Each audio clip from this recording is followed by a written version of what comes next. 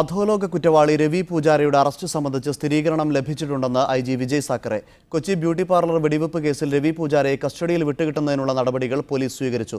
പൂജാരയെ കസ്റ്റഡിയിൽ വിട്ടുകിട്ടാൻ ഇന്റർപോൾ സഹായം ആവശ്യമില്ലെന്നും ഐ.ജി. വിജയ് സാക്കറെ പറഞ്ഞു. വിദേശത്ത് അറസ്റ്റിലായ കുറ്റവാളി രവി പൂജാരിയെ വിട്ടുകിട്ടണമെന്നാവശ്യപ്പെട്ട് കൊച്ചി സിറ്റി പോലീസ് നേരത്തെ തന്നെ ഇന്റർപോളിനെ സമീപിച്ചിരുന്നു. ഇയാൾ ബ്യൂട്ടി പാർലർ വെടിവെപ്പ് കേസിൽ പ്രതിയാണെന്നും തെളിവെടുപ്പിന് ആവശ്യമാണെന്നും കാണിച്ചാണ് കത്തയച്ചിരുന്നത്.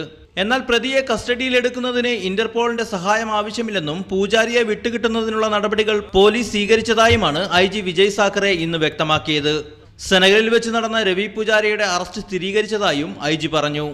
രവി പൂജാരി നമ്മുടെ കേസിൽ പ്രതിയാണ്. ഇയാൾക്ക് അറസ്റ്റ് ചെയ്യാൻ വേണ്ടി, ഇയാളുടെ കസ്റ്റഡി ചെയ്യാൻ വേണ്ടി ആവശ്യമുള്ള നടപടി കൊച്ചി പോലീസ് ചെയ്യുന്നുണ്ട്. വെടിവയ്പിന്റെ മുഖ്യ സൂത്രധാരൻ മുംബൈയിലെ കുപ്രസിദ്ധ കുറ്റവാളിയായ രവി പൂജാരി തന്നെയാണെന്ന് നേരത്തെ പോലീസ് കണ്ടെത്തിയിരുന്നു.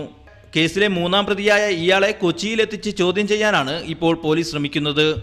ആക്രമണം നടന്ന 2 ദിവസങ്ങൾക്കകം തന്നെ കേസിൽ പൂജാരിക്ക് ബന്ധമുള്ളതായി അന്വേഷണ ഉദ്യോഗസ്ഥർ കണ്ടെത്തിയിരുന്നു.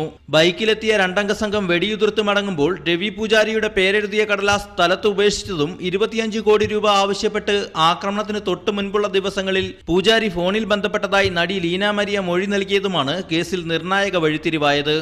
മീഡിയ 1 കൊച്ചി.